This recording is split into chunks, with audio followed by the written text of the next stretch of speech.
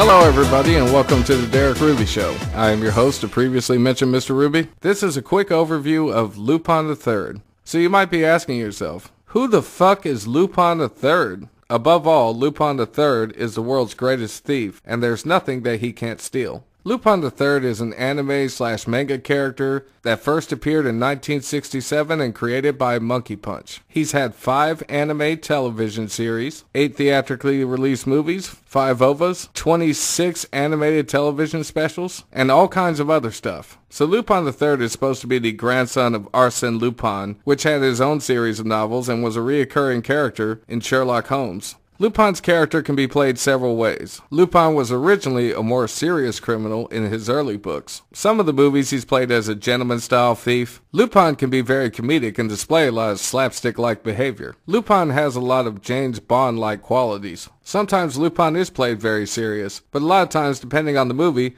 it could be a combination of all 4 of those things. He always has a cast of characters with him. Fujiko Mine, which is a very competent thief herself and star of her own Lupin series. Daisuke Jigen, he can shoot any target. Goemon Ishikawa, he can cut through anything with his sword.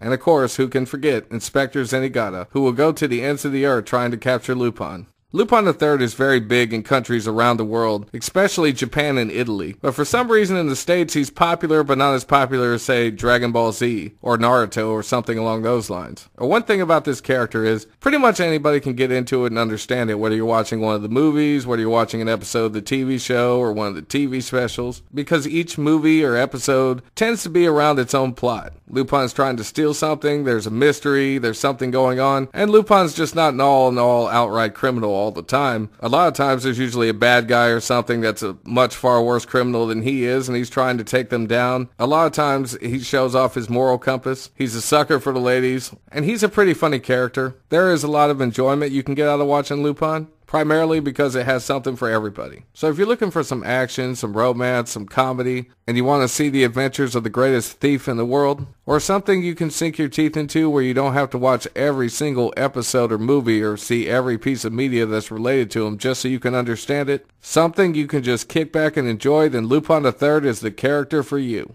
The reason that I'm going ahead and doing this character overview is because I plan on doing some Lupin movies in the future, and this will give you a little bit more information so that way you can know what we're talking about. So thank you guys for listening to the Derek Ruby Show. You can follow me on Twitter, Twitch, Instagram, and Facebook. Have a good one, and I'll see you guys next time.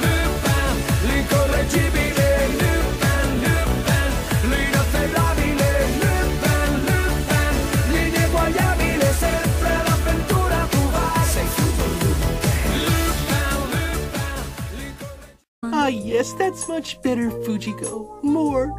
Disgust rises from deep within me.